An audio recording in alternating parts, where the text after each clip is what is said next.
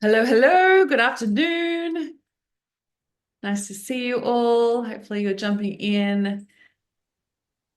Nice to see you. Hi, Sharon. Hi, Alex. Nice to see you. Nice to see you. Hi, Vanessa. How you going? Thank you so much for being here. I'm so excited to kick off the first day of the six-figure leap. Excited. And I'd love to just to kick things off, I'd love for you to jump in the chat and let me know what you do. Like, what is it that you actually do so that I can make sure that over the next few days, I make sure that it's really aligned to what it is that you're selling and what you're wanting to achieve with your six-figure year. So I know some of you, which is awesome. And I know a little bit about what you do. So I'd love just to, yeah, get a little bit to know you a little bit first as we're waiting for everyone to jump in. So excited to have you all here.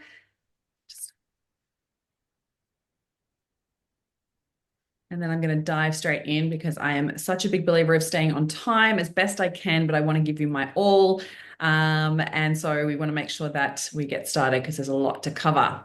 Awesome. Nice to see you, Caitlin. Thank you so much for joining us. Awesome. So we've got a midlife queen. I love that rebrand, Sharon. So good. Midlife queen. I love it. Helping women in midlife live their best chapter yet. Caitlin's a social media management manager for allied health professionals and expanding into health and wellness. Vanessa is marketing and admin for virtual assistants for creative entrepreneurs. Amazing. Interior designer. Hey, Alex. Sarah, Hi. bookkeeper specializing in training. Awesome. And here comes Amanda. Okay, amazing. So good. All right. So the six figure leap is all about teaching you how I went from 50K to 124K in 12 months and doing this with simple sales strategies with my existing offers at the time. So I'm going to tell you a little bit about my story and how I did this because I want you to Yeah. learn to apply it to your story. All right. So as we start kicking things off, I just want to get a feel for the room of who we've got here. How do you currently feel about hitting six figures in this year? About in 2025. And you can be super honest, or if you want to avoid the question, that's okay. But just want to give me a bit of an idea with where you're at. Are you like doubtful? Like you're like, nah, it's probably not going to happen. Or B, are you like hoping, praying, wishing, got all the fingers crossed? Or are you like, I'm determined. I'm going to make this fucking happen this year. So you A, B, or C. I'd love if you could jump in the chat and let me know so I can get a feel because ideally, awesome. See, love that, Amanda. So good, determined, ready, pumped. Yes, so good, amazing. So I want whether you are A, B, A, B, A, A, and B. Okay, cool, awesome. Whether you are, love it, Vanessa, ready to make it happen. That's what I love to hear. I ideally, by the end of these 3 days, I want you to feel confident and I want you to feel like it's absolutely possible, right? That's what I sell. Like, that's what I want you to feel because it's so important that you have to believe it first. You have to believe that it's possible, that if it's been possible for me, it's possible for you. It's possible for other people, it's possible for you. And we want to make sure that we're setting ourselves up with the right mindset going into this. All right. So here's what we're covering off in today's session. So we're going to be talking about the common mistakes that I see a lot of women work with after working with so many women over the years, the common mistakes that I see that hold us back from consistent sales and learning how to authentically sell without overwhelming your audience or yourself, how I grew my income from 50K to 124, oops, I missed my four, 124K in 12 months, and how you can too. Modern sales techniques that will feel natural and aligned with your values. So no sleazy tactics. This is nothing about getting rich quick here, just proven strategies that convert clients with confidence and the messaging shifts that you need to apply today to create more sales and conversions throughout your business. Now, I'm so key, like when it comes to these sessions, if you've ever been a part of a masterclass with me before, and I know a few of you have, you know that I like to over deliver. I like to like give you everything if I possibly can, but honestly, it's hard to give you absolutely everything that I teach in 3 days. But I want to make these really actionable. So if you can make sure that you've got a pen and paper with you, it's honestly so worthwhile because there'll be certain activities I'm going to help you with today. So please set aside a pen and paper. And then day two, we're going to be talking more about the mindset and getting off that comparison wheel and money mindset blocks that keep us from hitting our six figures and how to package your services in a way that actually highlights the true value so you know how to sell it effectively. And then day three, we're going to talk about your strategic actionable plan about hitting six figures and set you up for success and the daily, monthly, and weekly activities you should be doing in your business in order to create that sustainability and to create consistent sales, because that's where it comes into play. Because a lot of the time, whenever I have clients I work with come to me and we look at everything that they're doing in their business and what they're working on, usually they're focusing on the things that aren't generating income. And so we need to get clear on what they are going to be for your business. All right. So to get the most out of these next 3 days, please, if you can, put away any other tabs that you're working on, put your phone on silent and be fully present here. You're going to get the most out of this because I'm going to give you a lot. And if you're distracted by 15 other things, you're probably not going to walk away with the things that you really need. Okay. So pop away any distractions, bring an open mind, grab a pen and paper and ask questions. I want these sessions to be interactive. Yeah. You're going to get more out of it if you're like, hey, Christine, I don't get that. How does that apply to my business or anything like that? Because it's really, really key that you allow yourself to learn as we go, right? Because otherwise, I don't want you to walk away from this going, oh, I'm just overwhelmed with everything and I didn't actually understand it for my business. Please ask the questions. And then secondly, do the actions, do the activities that I set with you today. So if you're watching the replay and you're like, I'm just going to scroll through this while I'm watching something else, or I'm going to just put it on double speed and I'm not really going to stop and do the activities, then you're most likely not going to get what you want out of this. All right. So when I get to the action points, if you can really be invested with that, that would be awesome because it'll actually help support you with what you want to achieve in your business this year. Sound good? Got your commitment? Amazing. Awesome. All right. So I'm also going to be sharing some prizes. So I've got some prizes up for grabs. So all I ask of you to win these prizes, and there's going to be 3 prizes, obviously 3 days. So there's going to be 3 prizes. The prizes are, you can either win a one-to-one coaching session with me, a 60-minute coaching session, which is valued at $650, access to one of my mini courses, which is a 7-day sales and money course to generate up to $6,000 in your income in your business within a couple of weeks. Or I'm going to post you out 2 of my favorite business books. And this is one of my new favorites. One of my friends wrote this book. Erica Kramer wrote this incredible book called Becoming Magnetic. So I'm going to give you a copy, not my copy. I'm going to actually send you a real a brand new copy, hardcover to your house. So you get to choose depending on who wins. So those are the 3 prizes up for grabs. And all you have to do is either screenshot something that you see that you love and share it and tag me in it on socials, or just share. I love that you started reading that, Caitlin. Awesome. Or just share your takeaway. Share your biggest takeaway either in a post or a story or anything like that on Instagram, Facebook, LinkedIn, and tag me in it so I can see it. And that way, then I will then jump on and choose a winner. Awesome. Sound good? Because I want to reward you for spending this time with me. Awesome. So let's do this. You're in the right place if you've got big dreams and you want to grow and scale your business for more freedom and flexibility, that you're great at what you do and you just need to convert more clients to have consistent income, that if you want to work smarter rather than harder and want to start making the money that you deserve. After these 3 days, ideally, what I would love for you to walk away with is that you'll know what's preventing you from converting more consistently in your business and what to do about it. You'll have the clarity as to what's prevented you from hitting 6 figures in the past, so you know how to avoid those mistakes. And then lastly, you'll have that awakened, that inner CEO that I know that you can be, to have a clear plan on how to hit 6 figures so you know exactly what to do after these 3 days. So for those of you who I've never met before, my name is Christine Corcoran and I'm a business mindset coach and high ticket sales strategist. And over the last 7 years, I've been working with one-to-one and group programs within my cohorts of beautiful clients that I get to work with women in business, mainly in the service-based business area. So everything today in the next 3 days I'm going to be teaching is really focused on service-based because that's what I come from. I spent 6.5 years in corporate sales with a global company and we worked on a lot of business development. So we were helping business owners really work on the strategy to grow their businesses. And what I discovered through that, there was a lot of mindset stuff that was missing. So in that, I got obsessed with mindset. I started studying human behavior, neuroscience, and coaching to uncover what holds us back. So now I blend the strategy with the mindset because that's what is the secret sauce, right? You've got to have the right mindset and you've got to have a great strategy in order for you to implement that strategy. You have to have the right mindset. So it all works in together. And so after doing I was in corporate. I then stepped away, built up my business alongside my corporate job, and then stepped away when I had enough income to cover my mortgage because I was not someone that was like, I've got to leap. I needed to pay my mortgage. So I wanted to make sure that I had some good money coming in before I did that. And then I got to the point where I really wanted to grow it. So but I also want to share my story. And from that perspective of like, I was not an overnight success. And I was literally sharing this with a client this morning that I did not hit 6 figures in my first year. My first year, I was scrambling with like, what do I even want to do? Like, who do I want to work with? And what do I want to coach on? And what's my niche? Like, I was so stuck in all of that because I dived into the online space and was literally unsure. I had been burnt out from corporate. So I actually was like, I'm not really sure if I want to work with business owners and do business coaching. That was my first 6 to 12 months of my business. And I was doing a lot of life coaching. But then what I found happened was that I started actually helping more and more people with business and had more and more clients coming to me for business. And I was like lit up by it. I was so excited by it. And I started teaching sales. And I recognized that sales was one of the things that I really loved teaching on. And so then I started to really niche. And that's where things started to shift and change. And I'm going to talk to you about the exact things that I did to start growing my income. But there was a moment in my third year of business where I was like, that's where I actually had my second year hit 50K for the year. And going into my third, I was like, I can't do this again.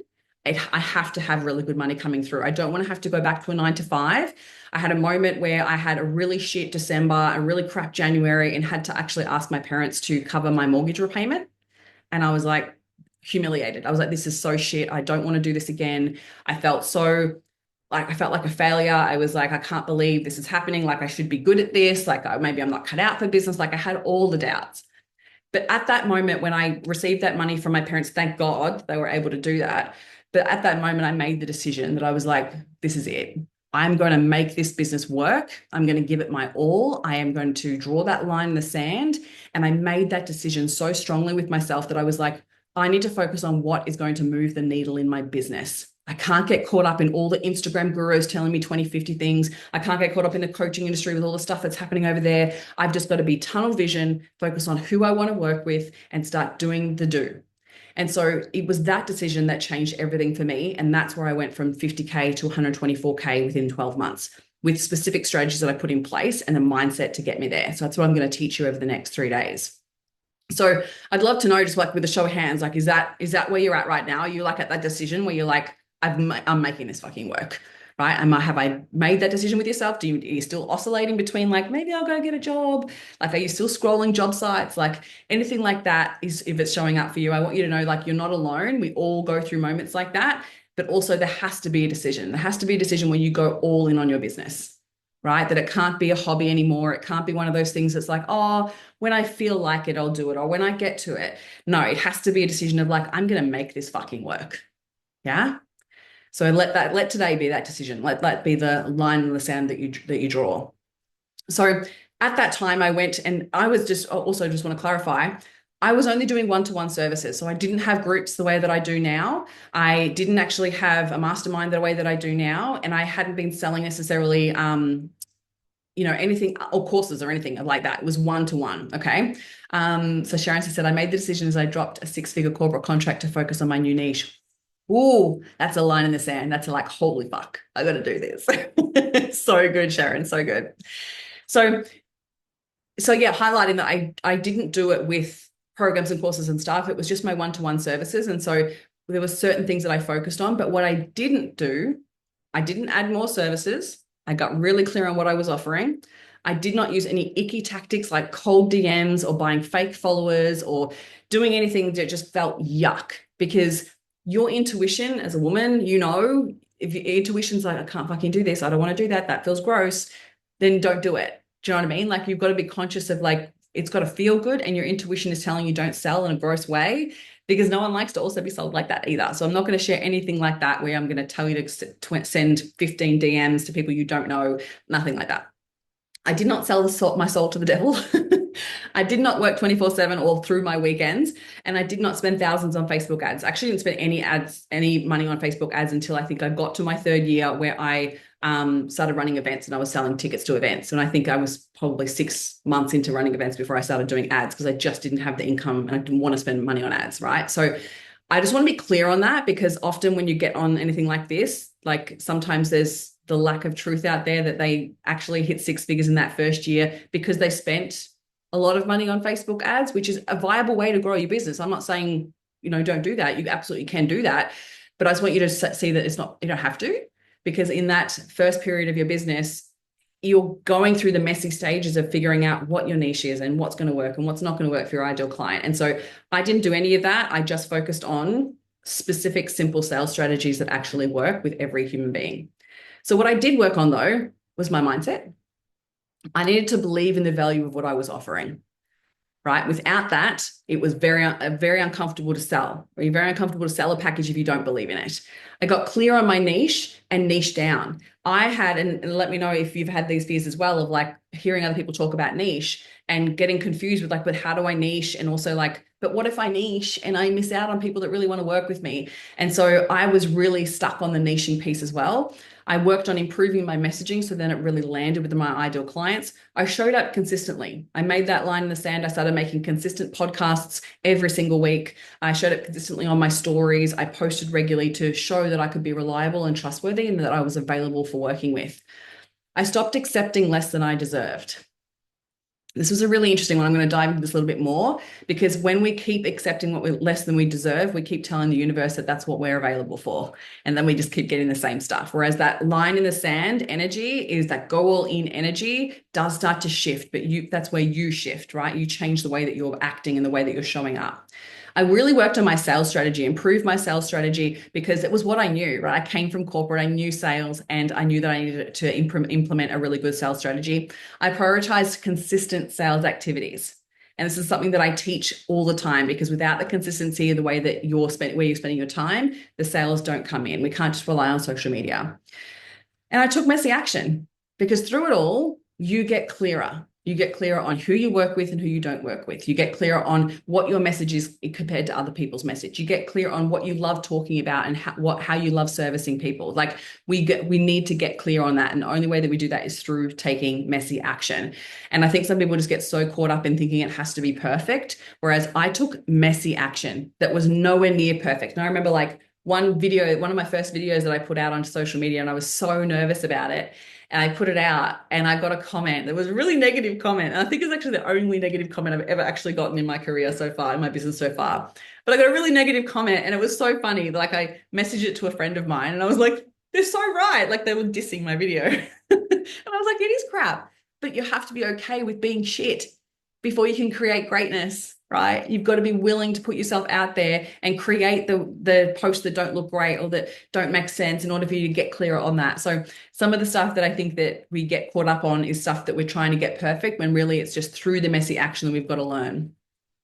So over the last 7 years, I've coached hundreds of women in business through these common mistakes I'm going to share with you now when it comes to hitting six figures and creating consistent income. So I want you just to identify if there's any of these that show up for you. And I'd love for you to just jump in the chat and let me know if you're like, yep, this is me. Nah, not me. Okay. All right. So first one is prioritizing client work over working on your business. So when I say working on your business, I mean like doing the most important things to move the needle in your business. Now, as service-based business owners, the client work is important. I get that. It's how you make money, right? And it's how you take care of your clients, which is very important. But if we're prioritizing it as a whole over working on your business, that's where we get to the point where you're, a month or two into working with clients and then they're about to finish up with you. And then you're like, fuck, where's my next one going to come from? That's where we get stuck. And that's because we need to start treating our business just as important as a paying client. So allocating time in your calendar where you're like, this is where I'm working on the growth of my business. This is where I'm working on sales activities that will help generate long-term income, right? And so it's one of the biggest mistakes that I see. And I'm not saying don't prioritize client work. 100% you need to do that. But you need to also build the balance of client work and working on your business, right? So first things first, if you haven't allocated time in your diary in the next couple of weeks to work on your business, please do so today. Allocate it, block it out. Be like, this is where I'm working on my business. And then on day 3, we're going to get clear on what you should be doing in that time frame. Okay. Number 2, doubting yourself or the value of your offer. So this is where we can get super stuck in not knowing whether people will pay it, doubting whether it's even really worth that, doubting your pricing, and that's then preventing you from not showing up and confidently selling it, right? So let me know if number 2 is one that shows up for you.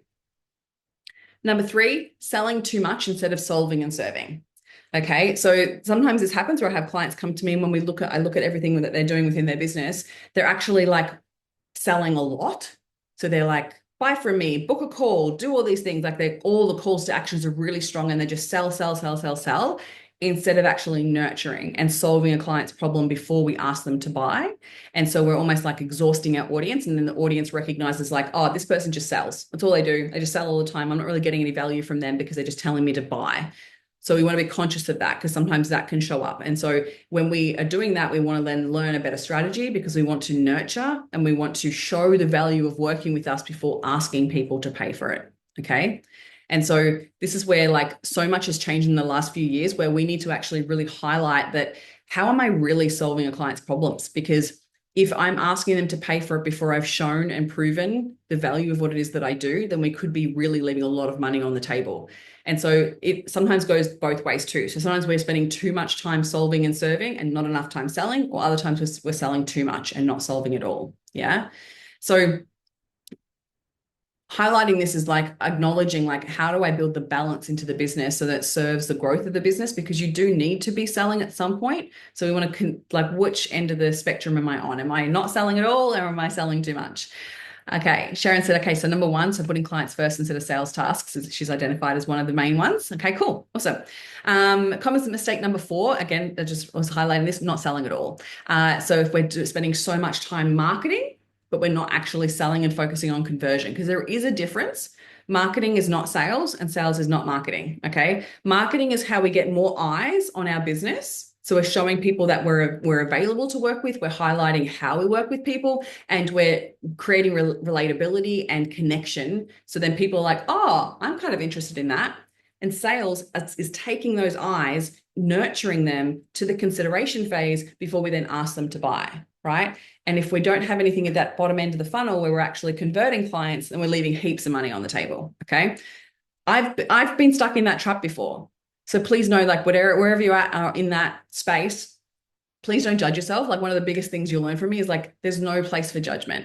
We want to be curious and have an open mind and learn through it so then we can make the changes. Okay. So nurturing yourself through that and be like, it's okay. If I recognize it, great. If I'm like, oh, I have been doing heaps of marketing, but not doing any selling, great. We've got some areas there where we can improve, which is awesome. Okay. Selling too many things and confusing your audience. Sometimes if we're chopping and changing our offers all the time, if we're chopping and changing our messaging too soon, too often, if we're literally selling one thing one day and another thing the next day, or, you know what I mean? Like within a week, we're selling two or three things. It's so confusing for your audience, and they just don't know what to do. And a confused buyer never buys. Okay. So I want to be conscious of like, what am I actually selling? And we're going to get into this in more depth. And am I selling just too often? Am I selling too many things at once? Okay. Common mistake number 7, selling with passion over following a sales process. So if this doesn't make sense, let me clarify. So when we're selling with passion, this is what we do when we first start our business. We're like excited about what it is that we do. We love what we do, and we're selling the excitement. We're selling the passion of like, I'm super passionate about it. I love it. It's so good. And we're not actually following a sales process. So we're too focused on ourselves, and we're selling, trying to sell through excitement instead of selling focused on a process and value. So if we're not following a sales process as well, we can leave a lot of money on the table because we're just like hoping, wishing, and praying and being like, we're passionate, we're excited, come and work with me. But the client's still sitting there going, I'm not really sure how that's going to benefit me, or I'm not really sure if that's even the right thing for me, or like, I have so many questions, but you're not answering any of them. So I'm just going to scroll on. So if we're not following a sales process, we can be leaving a lot of money on the table. I even think back to a client of mine that I worked with last round of my sales program, and we identified that in her sales calls, she was selling and serving, she was serving and coaching too much. So she was actually trying to help the client so much that she actually never really got to the sales process. And so we put a sales process in place for her, and she was able to convert really fast because she was like, oh, I'm giving away too much. So once we have a sales process in place, it makes it much easier and more comfortable for the client, but also you actually know what to do next in order to convert a client. So selling with passion over a sales process. So the next phases, or the areas that I focused on, right, is what we're going to clarify on today, is how I went from 50K to 124K in 12 months was getting really clear on who I was selling to and not trying to sell to many different people. So getting super clear on the niche, right? And not trying to sell to everyone, getting really clear on who I really wanted to work with. Believing that it's possible, doing the numbers. You've got to do the math. If you haven't done the math, then you could be setting yourself up to fail and judging yourself that it's not working because you haven't done the math, which we're going to do tomorrow. Knowing what you're actually selling, right? Sales, again, is not marketing. So when you know what you're actually selling, it's much easier to sell, and prioritizing consistent sales activities. Okay. So it's where we shift from, if we're using social media to sell, we want to go like, who am I really talking to? And how can I just narrow in on who I'm talking to and just keep talking to them and solving and serving them? Because we want to solve and serve before we go anywhere near selling. if it's in my mindset, am I blocking myself because I actually don't think it's really possible? So I'm showing up with the attitude that like, oh, I'm doing these things because I think I have to, but it's not really going to get me anywhere. Have I done the math? Have I looked at my numbers? Am I avoiding my numbers? Because sometimes that's actually the block that's keeping us stuck. Am I unclear with what I'm actually even selling? Like, what do I sell? And this is where so many people get stuck. They get stuck selling inclusions or selling time instead of actually selling what they're really selling. All right. So let's get into some action pieces. So the first one I want to highlight here is niching. Who here feels like they're really comfortable with their niche? The show of hands or a yes in the chat. Okay, cool. We've got a couple of yeses, a couple of unshores. Okay. So there's so many fears that come along with niching, not just scarcity fears, because when we get stuck in scarcity fears, we're like, oh, but if I niche, I'm cutting out a whole bunch of people that could possibly want to work with me and spend money with me. So then I'm going to lose money. But we end up then talking to no one because we're trying to talk to everyone. And so then no one knows that you're the right fit to work with. So choosing a niche doesn't also have to be something that you shout from the rooftops either. It's just firstly getting your marketing dialed in so then you know exactly who you're talking to. So then your marketing actually starts to land, right? So when we dial it in, it allows us to get really clear on the language that we need to use in order to talk to our ideal client, the problems that they're experiencing and how we can serve and solve for them right then and there. And then they're like, yes, oh my God, I've gotten so much value from this. I now want to work with this person. So we need to step away from fearing that if I niche, it's going to cost us or it's going to leave us with less. It's not the case. It's the complete opposite. When you do niche, it makes everything so much easier. It makes every topic that you want to talk about so much easier. It makes your content easier. Like it's just so much easier. And I just want to highlight a couple of things. There are so many different ways to niche. You don't have to niche. And when I'm talking about this, like it's getting to know your avatar, your ideal client so well that you can describe the problem they're experiencing that you solve in a way that they are like, how the hell do you know this? How do you get this so much? Right? They need to feel so seen and heard in the way that you describe the problem that they're like, that's the person to work with. Okay. So you can niche through so many different ways. It doesn't have to be demographics. It can be through values. It can be through a problem, right? So figuring out like, how do you want to pinpoint who you really want to work with and start just focusing there. And then I would suggest you just niche for 90 days and see what happens. Because the other fear that comes into play of like, oh, but if I choose one niche, what if I want to change it? Or what if I change my mind in 6 months' time? It's okay. It's your business. You can absolutely do that. But if you want to speed up the process and make more money in your business, choosing one niche to work with to then be known as someone that works with that type of person or with that specific problem, then it's much easier for other people to refer you. It makes everything so much easier. So once you then niche and just do it for 90 days, like honestly, 90 days is one, if you focus on a message shift or a offer that you sell or a specific niche, you'll become known as the expert in that area if you just do it consistently for 90 days. So trust me, do it for 90 days and I guarantee you at the end of that, you'll have so much data to determine whether it worked or whether it didn't work and what needs to change.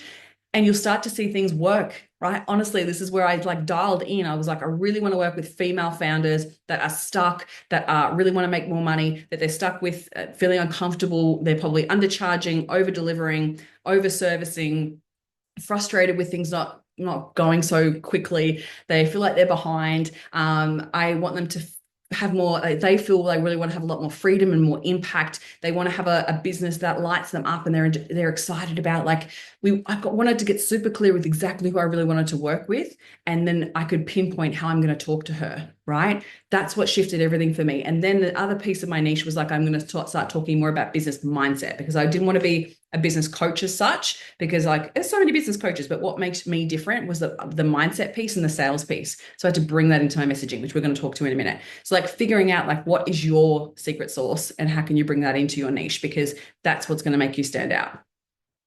All right. Is this resonating? Is this good?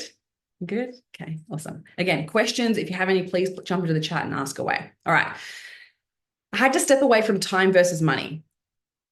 You're not ever selling time. People don't buy time. So if you're selling time, it's probably where you're getting stuck with your sales messaging. No one buys time, they buy results. Okay. Even with so many VAs that I've worked with, OBMs, like when we shift away from going, I'm selling time, this is where the things start to shift and change for them, because they're like, oh, but no, I sell time. It's what people buy. And I'm like, no, it's not. They're not buying time. So we've got to shift away from time, but we also need to shift away from selling time for money, right? Because if you're stuck in that trap, it causes so much frustration and it just keeps you stuck at one income level because you've only got so much time to sell. So we want to shift away from time. We want to focus on deliverables or outcomes, results, transformation. All right. And we're going to get clear on this. So if you're selling time, so what I mean by that is if people are asking you how they work with you and you're like, oh, I can do this many sessions, or I can give you 30 minutes of my time, or you can pick my brain, like anything like that, people are going to be like, oh, okay, great, but most likely not convert because that's not what they're actually wanting, right? We've got to get clear on what you're actually selling. And when we sell what you're actually selling, people are like, give me that. I want that. Yeah. It makes it an easier decision for them to say yes. Next, we have to have a plan and stick to it. Without a plan, you're more likely going to get caught with a shiny thing syndrome and just get caught up doing all the things that you've always done and getting the same results, or getting caught back in just doing client work because that's where you feel confident. So sometimes we have to get a little bit uncomfortable to learn the new skill, right? Learning sales is a skill, and we're going to talk about the sales process in a minute.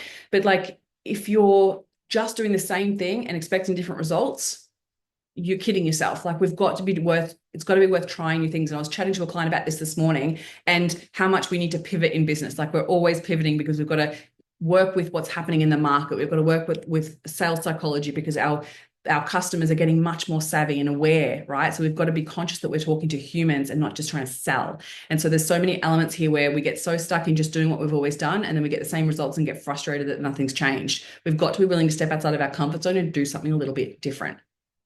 All right. So, what are we actually selling? So, what I'd love for you to do, this is the first action step. So, grab your pen and paper. I want you to write down what you do, right? You know what you do. Now, I want you to write down, what do you think you're actually selling? What are you selling? And there's no judgment here because I want you to get clear with this. So, feel free to pop it in the chat so I can help support you with this. What do you currently think that you're selling? If anyone is brave and wants to put your mic on and tell me, I'd love that. So, what do you think you're selling? Hi, Christine. This is Yvette. I think I'm selling coaching one-on-one. Yeah. It's okay. Like I have been struggling for so long to prepare my packages, and what you said about people buy results, no time. It's like, oh, what is the result? So I'm stuck in there. So yeah, so Oh, one-on-one, I could say.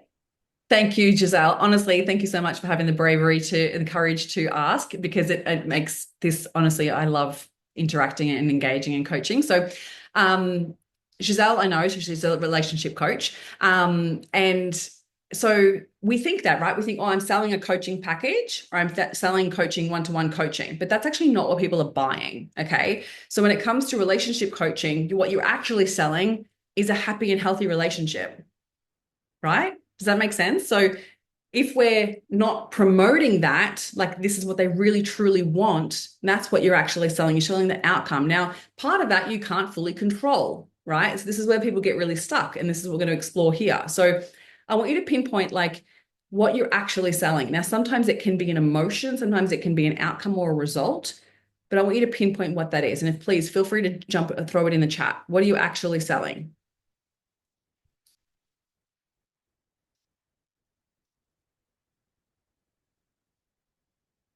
Come on, don't be scared. I'm not going to judge you. I want you to get clear. So then, like, if you're going out there and be like, hey, you can work with me one-to-one as a coach, people are like, yeah, but what is that going to give me?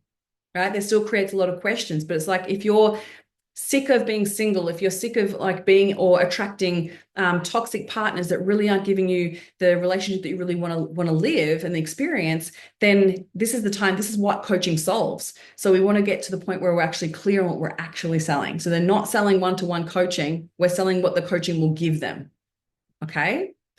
So will that give them confidence to date? Will that give them confidence to be able to own their value in a relationship and be able to set really beautiful boundaries and create a healthy relationship? Like, what is it that you're actually selling? All right. Can I say something? Yeah. Okay, thank you. Sorry for the noise. So my ideal client is in a relationship, but she's not happy and struggling like making everything like trying to make it work, Mhm. but it's not working at all.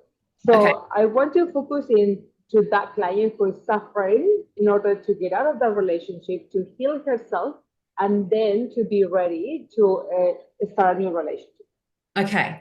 So what's the transformation that you're creating there? So once they are out and then they're confident to then start dating again, like are you giving them the confidence within themselves? Are you giving them like that they truly value their own the way who they are as a person so then they feel confident attracting the right partner? Do you know what I mean? Like we just want to get that next step of clarity of like, well, what's that going to give them? So what's the outcome they're going to get? Clarity in what in They the men want. that they want, Yep. and as well confidence with themselves, and Yep. not struggling in a new relationship again. How like a no codependency, no attachment styles. You know, it's like secure attachment style and interdependence. Yes. So good. So this is so normal. So I just want to use this as an example. So if everyone's listening, what we get caught up in is like, oh, this is what they don't want, right? So these are all the problems. This is what they're possibly experiencing, which is great. I want you to, as the marketer, as the person who's selling, to get clear on like, but then what's the opposite of that? So yeah, they might like want to avoid another codependent relationship or a toxic relationship. But then the opposite of that is that they want to feel so at home with who they are as a person. They want to own their value and their worth. They want to feel confident within themselves. They want to be like, I'm fucking amazing. And I get to choose whether they want to let someone into my life. Right. And I'm going to be okay with finding the right person and not be stuck in the loneliness pit of like, oh, poor me, there's no man. Right. Like, what is that outcome that you're wanting them to feel and experience? So I want you to think about that as we go through this. So, and I'm going to give you like stages so everyone can like, I want you to walk away feeling a little bit more confident with like one, what you're actually selling and like, how do I describe that? Okay. So what's the transformation? What's the result and the outcome? People get too focused on selling the inclusions instead of actually selling the outcome and the results that people really do buy. So with all the different types of businesses that we have here, there's going to be different results that you all create. And my chat is playing up here. Hang on, hang on. Okay. So there we go. All right. So Amanda said confidence and trusting yourself. Love that. A freedom lifestyle. Love that, Sharon. So good. Sarah said confidence and empowerment in their finances. Oh, what's that going to give them? I would take that one step further, Sarah. Confidence and empowerment in their finances to be able to what? What's that outcome? Caitlin said a skill set that takes time, education, and patience to learn. The result is brand awareness and the potential to have to turn qualified leads into booked out clientele. Yes. So that last two piece, the qualified leads and the booked out clientele is exactly what you're selling, right? Which then gives them a almost like a true sense of like, oh, it's working, that I feel like calm or in control. Like there's probably something there emotionally there as well that you're selling there. Because yeah, people, it's the same thing with like learning or skill sets and education. It's the same thing with courses and stuff. People aren't buying to learn something. They're buying something that what the learning will give them. So you just want to take it to that next step of like, what's that outcome? What's that result? Okay. So just to give you a bit of an idea, let's take it one step further and go, well, what's the transformation that you create for a customer? Now, as I go through this, you may not fully know this, but I would love for you to walk away from today's session and go find out because you can either go back and ask past clients, right? Or you can do a bit of market research to figure this out. So let's start with before. So I want you to write down your piece of paper before. What's the transformation that you create? So where are they before? What are the problems that your customer is experiencing? Start there. So just write down one or two things. What's the problem that they're currently experiencing that identifies that they need you? Okay.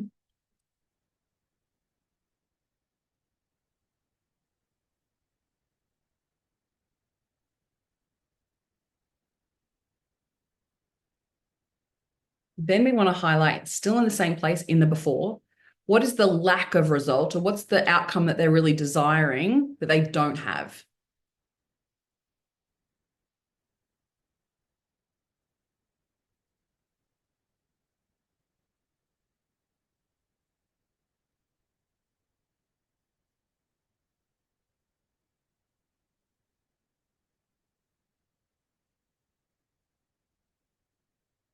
Let me know if anyone's stuck with this, because then you can tell me what your business is and I can give you some ideas if that's already a challenge. What's the problems? And the more you can tap into exactly what's happening for them in their everyday lives, it highlights that, like, the symptoms is another way to put it. Like, what are the symptoms that are showing up in their lives that highlight to you that they have the problem that you can help them with?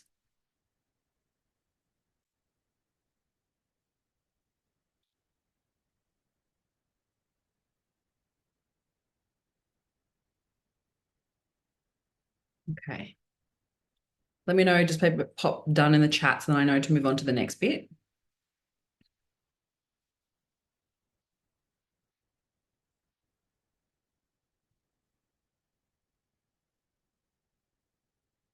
Okay, cool. Alex, can you tell me again what you do? Sorry, let me just scroll up and interior designer? Yes, interior designer. Okay, cool. So the problem that you love to help them clients with, right? Is it like a lack of functionality? Is it house or commercial?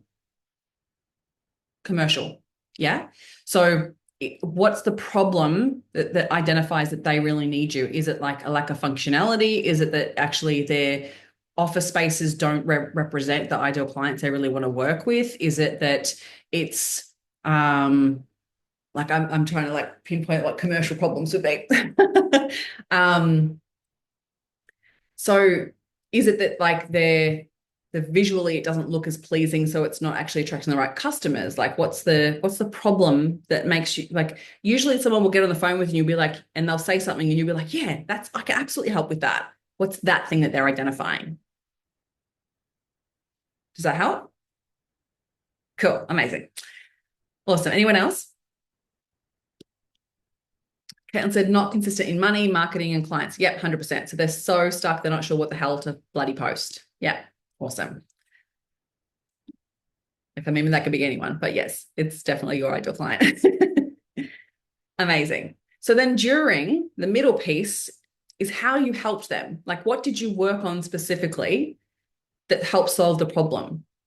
So this is where sometimes people get stuck and they go, oh, I coached them or I fixed their interior design. Like what? No, it was specific things that you highlighted that you helped them with. Like, did you give them a strategy? Did you help them stop emotionally eating? Did you figure out like where the gaps were in their business? Did you figure out like the problems that were causing the health issues? Like what specifically did you work on in the during that was the secret sauce that made all the difference? So I want you to write down a couple of things.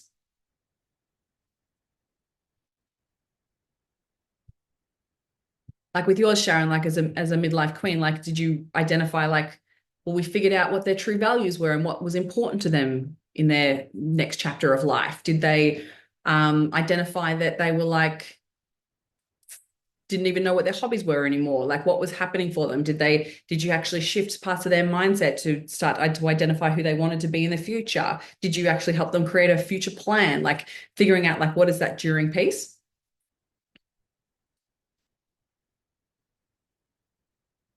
And then the last part there is what was the outcome and result? So once you finish working with someone, what transformation happened? So what did they get? What was the result? What was the outcome? So sometimes we'll go, they no longer had this, but we want to go to what did that give them? Did it create confidence in their ability to date? Did it give them confidence in their ability to know exactly what to post on what days? And then they got so excited because new clients were coming through. Did it like was the result that they were having people reach out to them for business? Like, do you know what I mean? Like go to that last piece. So did that, and so for yours, Alex, if you've never explored it further with a past client, maybe you need to go back and do that. So be like, so once you then transformed their spaces, what did that give them? Were they excited every time they walked into the space? Did they have new employees come and want to work for them because it actually was a beautiful space to work in? Did it attract high value, talented people? Did it attract the right customers? Like there would be a specific outcome that your work would have done for them, right? This is so key, right, ladies? And I'm so glad like this, I can see the wheels turning as you're like trying to figure this out, which is so good. So we want to get really clear on the outcome because a lot of the time we're focused so much on the problems and what we're actually serving on what the solution is or what we're selling, when really what you're really selling is the outcome.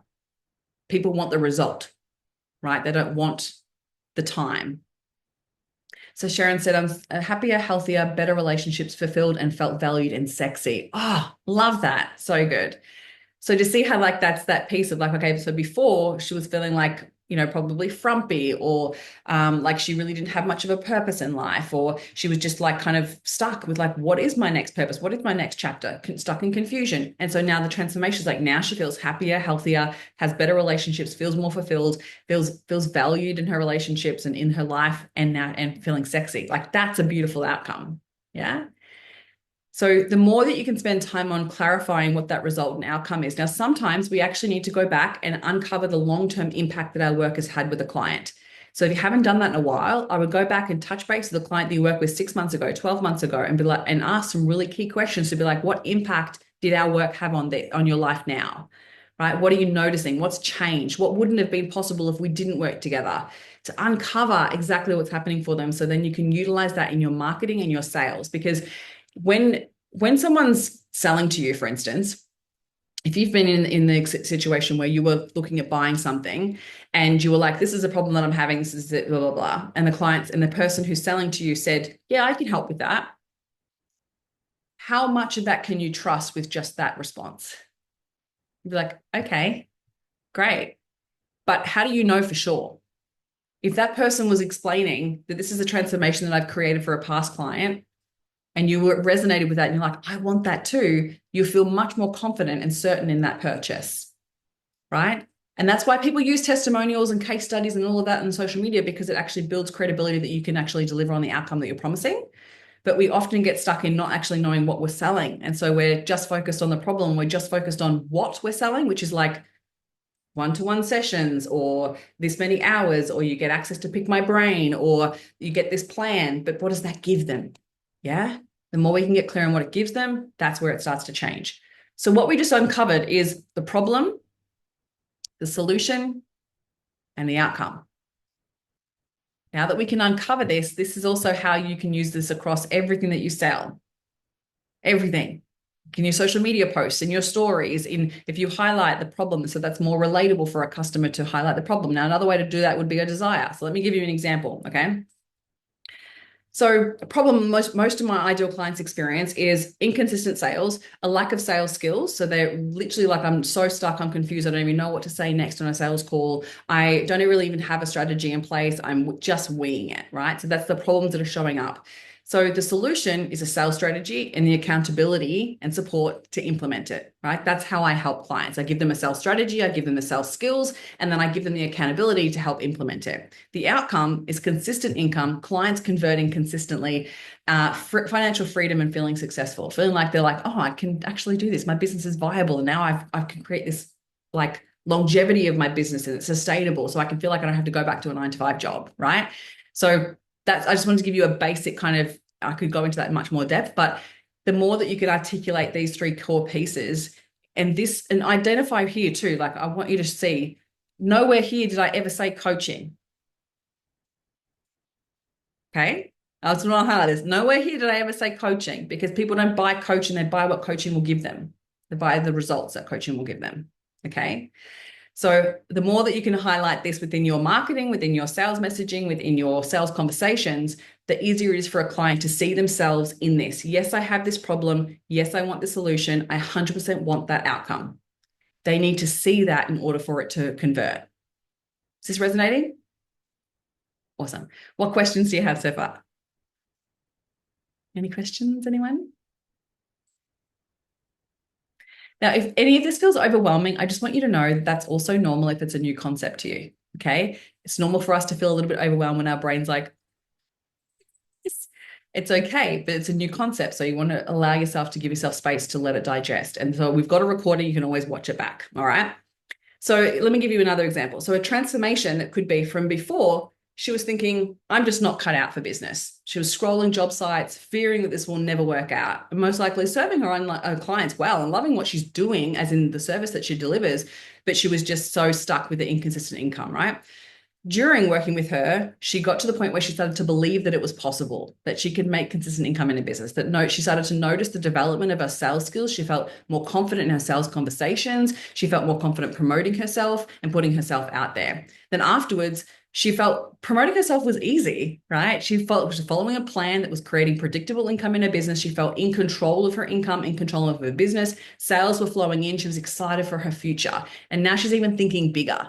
That's what I love to create with my ideal clients, right? That they actually get to the point of like they're coming in doubting it, thinking it's not even going to work for them. And then they come out of the time working together and they're like, I absolutely believe this is possible and I can see it's already possible because it's happening. Right? That's what makes me so excited. Then they start to actually create bigger goals and they start to even think even bigger. Right. So, what's your transformation for your clients? If you can try to pinpoint this and tell it using story, to use it, blah, blah, use it with storytelling, it helps a client be like, yeah, that's me. I resonate with that problem. Oh, I want to feel that. I want to notice that the sales skills are working. I don't want to feel uncomfortable and awkward when having conversations about sales. And I recognize that maybe I suck at sales because I've never learned it before. And then they're like, well, I really want to feel like things are easy. I want to feel like I have a predictable plan in place. I want to feel in control. I want to see the sales flowing in. I want to be excited for my future. So people start resonating with it and they're like, oh, I see now how your solution can get me there. Okay. I want you to start playing with this in any of your marketing and your messaging. So, actually, before I dive into sales messaging, I just want to highlight this one piece. When it comes to the outcome and results, there is time in our business sometimes where we're not 100% confident in promising those results. So, when doing this with any of my clients, this is often a mindset block that comes up if they're not 100% sure they can promise it. Now, in some services, the reason why you feel like that is because it's not all up to you to deliver it, right? So I can coach someone, I can give someone a strategy, I can teach them the sales process, I can work through their mindset blocks. But at the end of the day, for them to get the results, they have to do the action. Yeah. So some of your clients might be the same, that you're like, well, I can give them what they need, but they have to do it. And so it feels uncomfortable going, well, how can I promise that if I'm not really sure if they're going to take the action? What you've got to come back to is knowing, and if you've proven it in the past with past clients, where like the clients that did take the action, they got those results, then you can own that, right? Like I have actually helped clients create 10K months in their businesses with my strategy, with my methods, and I've seen that work, right? And yes, I've had clients that haven't actually achieved that result because they haven't taken action on the things that I've set for them, right? So that's always going to happen because we're working with human beings. And so I can do that and I can get great results. And I know that if you follow my process, you will create 10K months in your business. I absolutely believe that 100%, right? And so the only way that I got to that point of believing it and feeling confident in it was with putting into practice and seeing that happen with a client so I can actually see the results, right? So, and I needed to go back and ask for that information, right? So if you've worked with a client and then they go and achieve that result maybe a month or two after you've worked with them and you don't know that because I haven't told you, then it might feel really uncomfortable to promise that. So it's figuring out like, what can I be confident in the way that I promise my results and outcomes? Because I want you to feel confident doing that, because if you're not confident in sharing that, you can tweak your messaging so then it actually does speak to what you feel confident in promising, because you have to be confident going out there and selling it. Otherwise, people feel your uncertainty and then they won't buy. Okay. So whatever that feels like for you, go back and get the information from past clients, and then you feel confident being able to promise, like, yes, I can do this for you. Yes, we can work together. And I always say this with my coaching clients, like, yes, you will absolutely achieve this if you follow this result. And if you follow this strategy and put this into practice and we work together to achieve that. Now, business is not fully predictable until the point you put in a strategy.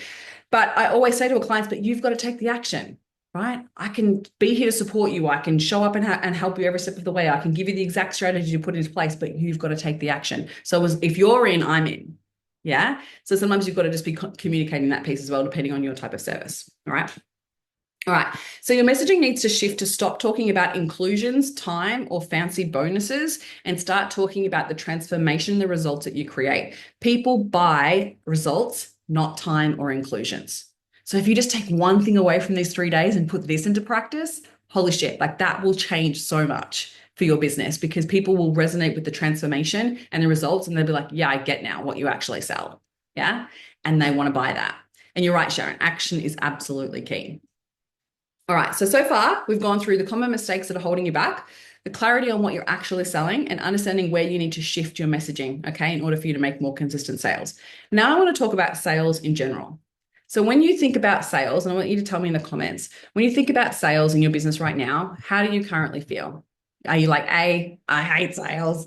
Are you B, I feel awkward and wish it was easier? Or are you C, I feel confident with my sales process? Cool. I've got some awkward people in the room. That's okay. It's all good. So, for those of you who feel awkward and wish it was easier, have you learnt the skill of sales?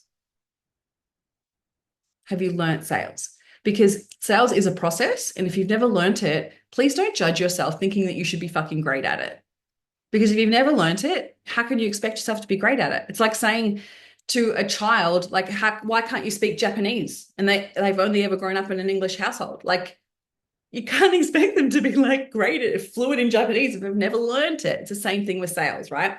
So Caitlin's like, yes, learning it with me now, which is awesome.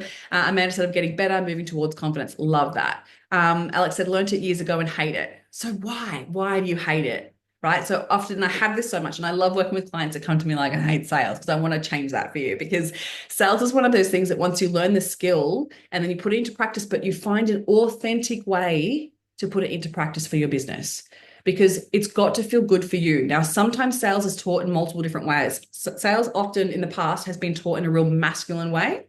And so if you see like the marketing bros online, like when they salespeople online, they often teach it in a real masculine way, which is shame, fear, and judge and make people feel shit in order to fix the problem, right? That's gross. We don't want to do that anymore. And people are so savvy to this now. They literally like run a mile from that.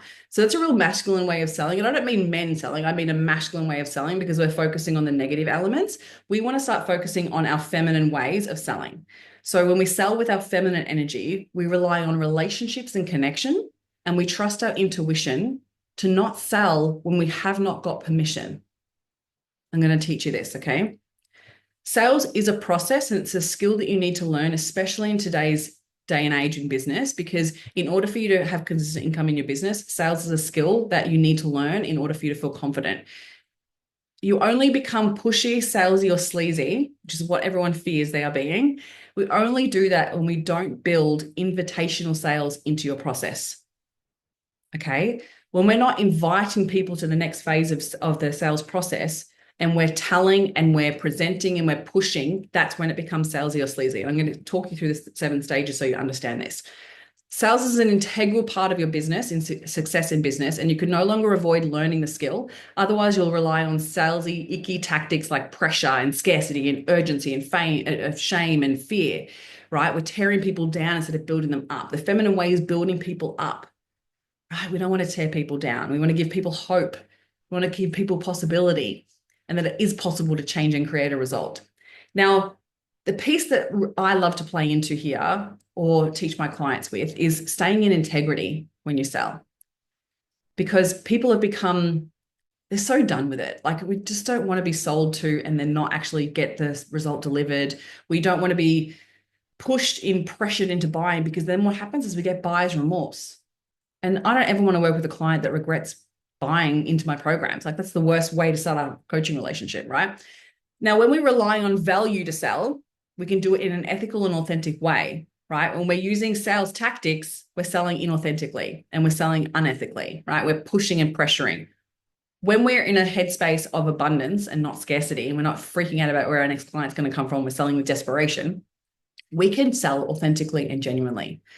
When we have this mindset, sales is an invitation and it's a conversation.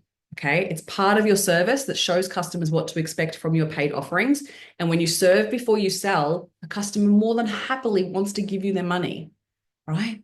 And there's a equal value exchange when you're giving them something of value and they're then giving value back with money. Sales is an invitation for a transformation. So we let it be this, and it's just a conversation. You can approach a sales conversation or sales promotion with a headspace of like, this is an opportunity for someone to transform if they choose. We're not pressuring, they choose. All right. We're giving people sovereignty that they get to decide what they want for their lives. We're giving them all the information and they can choose. We're supporting them in the decision, but we're not pressuring. Okay. So there are 7 steps to a sales process that support someone to make the right decision for them. But sales only becomes salesy, pushy, or sleazy if you skip the first 5 steps. And this is what people do. They skip the first 5 steps and they go straight into presenting their offer. They're like, here, you want to buy? Here's my stuff. Buy from me. Ever had that before? Where they're like, they don't even ask you a question or don't even listen to what you have to say. And they're like, here you go, right? That's where it becomes salesy, pushy, or sleazy. But when sales is done right, it can be an enjoyable process that is something that you can be excited about because you're getting to work with a client that possibly wants to create have the transformation that you sell, right? It can be fun. So here are the 7 steps. And I know that I'm possibly might go a few minutes over time, but I want to go through this with you and then we'll dive into a little bit more depth tomorrow. So there are 7 steps. First one is building rapport. Another way to put that would be connection. If you don't have a connection with the person that you're selling to, then they're not going to trust you. They're not going to want to divulge information in order to get you to the point where you have the solution that they have the problem to. They have the problem of. We want to build rapport. We want to set up the expectation, right? That at some point throughout this journey together over the next 3 days, I'm going to share with you an opportunity to continue to learn from me. And if you feel confident and you want to actually do that, that's amazing. I would love to work with you, right? Set up the expectation that I'm going to give you my all over the next 3 days. I'm going to be here to answer your questions. I'm going to be here to support you every step of the way as we go through this. And at some point, because I am in business and I do have something to sell and I can help you, I'm going to present an offer that may be the right fit for you. And if that's all, if that is amazing, that's so wicked. If it's not, it's okay. I hope that you've learned something from me, right? Set up the expectation. The next piece is discovery. The discovery is where you uncover the problem, uncover how it's affecting them, and you highlight the ways that it's showing up for them and how it's impacting other areas of their lives. And we're really getting clear on the problem they're experiencing because you need to know, you're pre-qualifying. You need to know, is my service, is my offering going to fit their needs? And if the answer is no, because if you do that discovery and you basically come up with the information going, well, actually, I don't think I'm the right fit, then you don't sell. We don't sell. We listen to our intuition and we stop, right? Then we talk about objections. We go through objections and uncover the objections. Now, you as the business owner should know the objections your ideal client has. There are the normal ones, time, money, and ability that we need to address. But sometimes specific to your service, you might have some other specific objections your ideal clients have. So like it could be if you help them with tech, they might be really not really great with tech. And that could be a hesitation for them to buy. So there might be specific hesitation. So we want to address objections before we then gain buy-in. So buy-in is where we want to make sure that they're ready. Like, are they ready? Are they wanting to work on this? Is this the right time for them to work on this? Because if the answer is no, we again don't sell, right? Then we present our offer. If we've got all yeses and we've invited them to the next phase and we've guided them through this process, then we know that our service is going to be the right fit for them. Then we go, would you like me to share with you how I work with my clients? I'm asking for permission. Yeah. This changes the game. It allows the client to be in control and not feel pressured and pushed. And if they say no, that's great. We let them go and we say, amazing, here's something you can go work on because obviously you were interested in what it is that we're talking about. So maybe I've got other things that I can give you for free that you can go work on. And when you're ready, come back. Yeah. Or if the answer is yes, then like, great, let me share with you how I work with my clients. And then you present your offer and you gain the commitment and share with them their next steps. So there's 7 steps, but often what people go is they go, I build a little bit of rapport and we go straight to present the offer. And then people are like, hey, wait a minute, I wasn't even here to buy, right?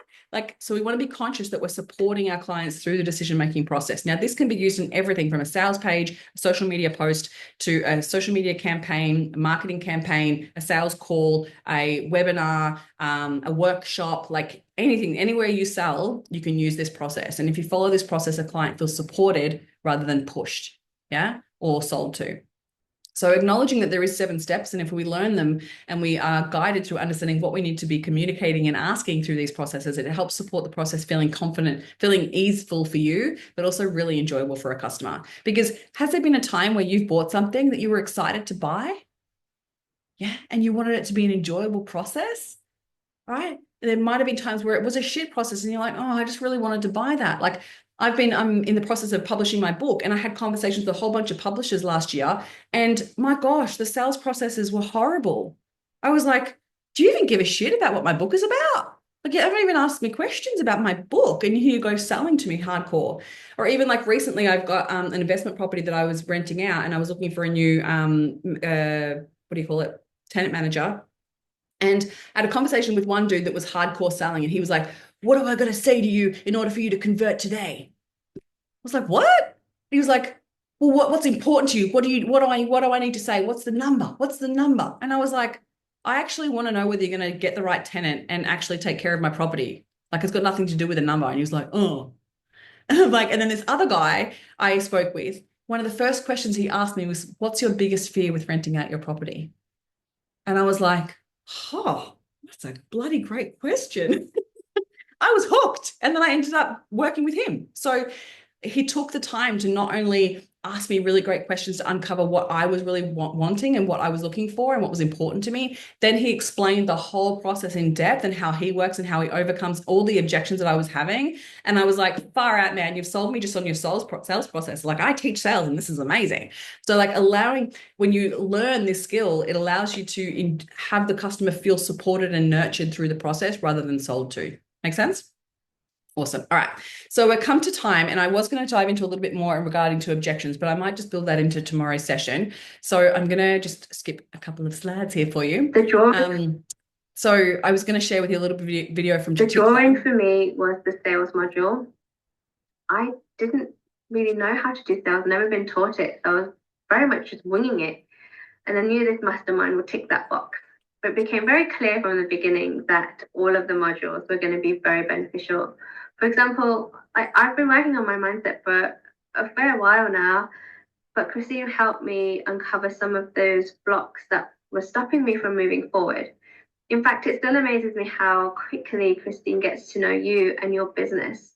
It was very easy to have access to Christine throughout the mastermind. So I just wanted to share, sorry, I was trying to pause that because it goes for a little bit longer, but I just wanted to share like the first piece there where she says like she hadn't learned sales before. And then once she learned sales, she actually became really confident. And she actually had to get to a point where she had to stop taking sales calls because she converted too much. And I was like, great, this is awesome. This is a problem, a good problem to have. But beforehand, it's just acknowledging, like, as I'm sharing with you sales process, like it's okay if it's overwhelming or if it's new to you, or if you've hated it before, maybe you've only been taught a certain way, but there is a way to actually enjoy sales. So hopefully this has helped you uncover where some barriers or blocks in order for you to create consistent sales in your business. Because when it comes to hitting six figures, having that sales process in place is everything. So everything we covered off today, hopefully I'd love for you to keep working on that problem solution outcome and start playing with that. And then even if you want to share a post or an Instagram or anything like that and you want me to look at it, like just send me a DM. I want to check it out. But yeah, I hope you've gained some real insight into the first key pieces that we've discovered in today's session. Tomorrow, we're going to be diving into mindset. So unlocking the mindset shifts that you need to stay focused, confident, and resilient. The connection between money mindset and sales that will skyrocket your conversions. And we're also going to talk about your offers. So how we communicate the value of your offers so you feel really confident going out and promoting it, because we want to not only attract really high premium clients, and we want to stop undercharging and owning our worth, but we need to get clear on how we communicate value, because that's what people buy. People are buying the outcome, the result, and that's where value lies. And we can often get caught up in just selling inclusion. So I want to talk about that tomorrow. So same time tomorrow. If you have any questions at all, feel free to stick around. I'm going to do some Q&A, but I know that we've come to time. So if you need to rush off, feel free. Remember to share your takeaways on social media and tag me in it. And then I'm going to share the winners of day one tomorrow. And so feel free to jump into the Facebook group and ask questions if you haven't got time to stick around now, but I'm going to open the floor. So if anyone does have any questions with anything we've covered so far, please feel free to either turn your mic on or pop it in the chat, and I'll answer any questions that you have.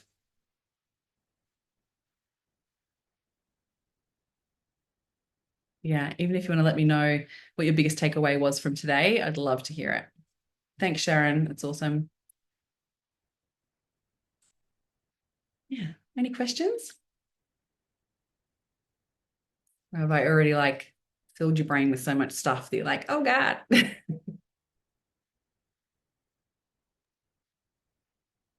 Mike, can I pop in? Yeah, go for it, Alex. Hey, so I guess going back to the sales process, and me hating it, I guess the reason I hate it so much is because I feel like the way I need to approach my clients is basically cold calls, and I can't stand that. Also, I've freelance, but I've been working in an office and everyone hates that. I know it's disrupting your day. It's time consuming. you go to them if you need them, right? You don't want someone cold calling. Like I actually I should be clarifying that, which is why I had issues fighting the problem of my clients. I don't work for the end user. I work for architects, interior designers, Yeah. builders, mainly builders. Okay. Um, Yeah, awesome. yeah, but um, yeah, that means like they're busy. They're men also a lot of the time, and they're quite, arrogant, and it's Yeah. a man's world. Then you step into, and they're like, "Look, come on, I'm busy. I'm going to site. Ciao." Thanks, Vanessa. Which I understand, don't get me wrong, but I don't know how, I don't know where to find them. I don't know how to approach them. What's the system there? Social media is probably not really where they're at. So Some of them might be, I don't know, I'm crap at social media, so that's my excuse anyway. there's But two things that highlight to me straight up for me for what yeah, you've shared. One is the thoughts that you're having around the cold calling that's preventing you from showing up in the way that you really want to show up. And so shifting that to begin with will allow you to approach the cold calls from a different perspective. So okay. you're actually helping them in so Yeah, many ways, right? yes. And so they don't know that you can help them unless you get in front of them, unless you tell them that you can help them.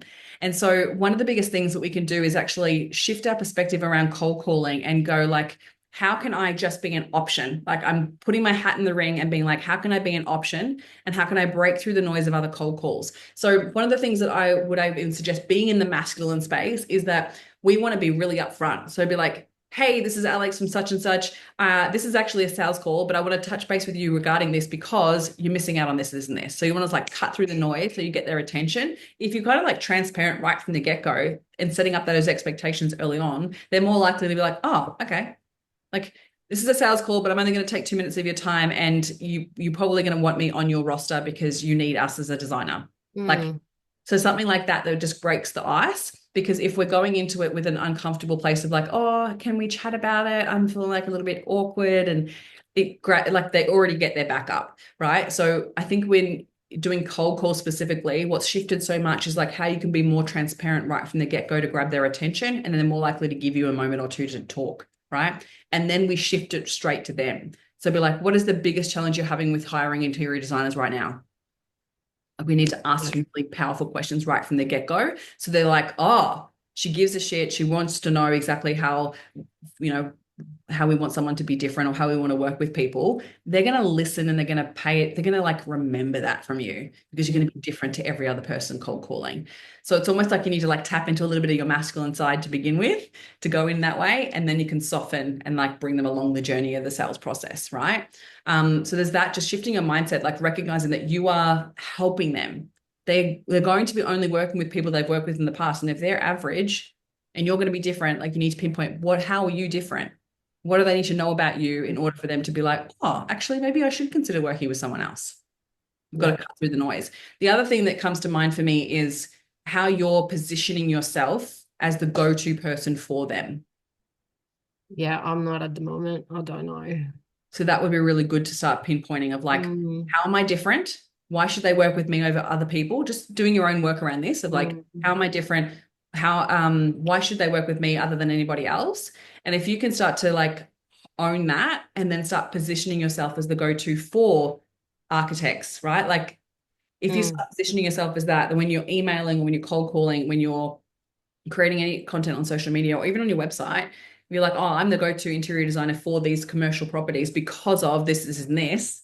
They're going to be like, oh, okay. Because the majority of the time, most interior designers are so broad, so it's such generalists that they just don't know that you're the right fit, yeah. right? I've worked with so many interior designers in the past where they literally just won't choose a niche until I work with them, Mm, or they're so hesitant to come forward and actually say like, this is actually how I'm good. This is how I'm yeah. different. So if you can pinpoint those, it'll actually help with your sales calls, but it'll actually help you get seen. Yeah. Okay. Yeah. Awesome. Cool. All Have a think right. about it overnight and then come back tomorrow and feel free to get clarification on what you come up with. Awesome. Thanks for that today, Christine. It was really My good. pleasure. My pleasure. Lovely to meet you. And yeah, if you have any questions, let me know. Otherwise, I'll see you tomorrow. See you tomorrow. Bye. Bye.